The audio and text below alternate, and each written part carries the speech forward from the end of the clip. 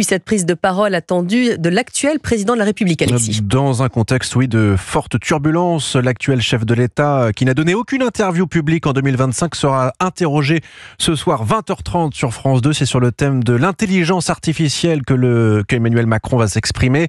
Nous sommes à la veille de l'ouverture d'un grand sommet sur l'IA à Paris, au Grand Palais. Justement, une question ce matin, savez-vous ce qu'est qu'un agent IA ? Eh bien, c'est un outil personnalisé qui permet de gagner en productivité, en efficacité dans de nombreux secteurs. C'est d'ailleurs déjà intégré dans le quotidien de nombreux salariés, Aurélien Fleureau.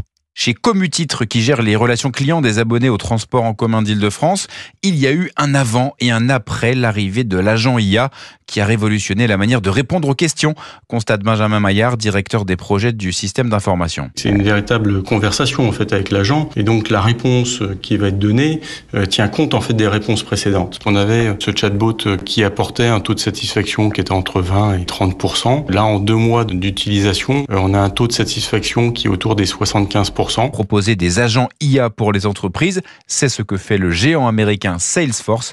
Keira Boulila, vice-présidente technologie. Au départ, on va paramétrer cet agent pour lui donner un rôle, pour lui dire avec quelles données il peut travailler et quelles actions il peut mettre en œuvre. On a plusieurs milliers d'agents qui sont déjà opérationnels, qui fonctionnent. En France, on a par exemple le cas de Adecco et grâce à des agents autonomes, ils sont en mesure de trouver plus rapidement les profils adéquats. Et pour elle, aucun doute, l'avenir d'un manager, ce sera gérer à la fois des humains et des agents. Aurélien Fleureau.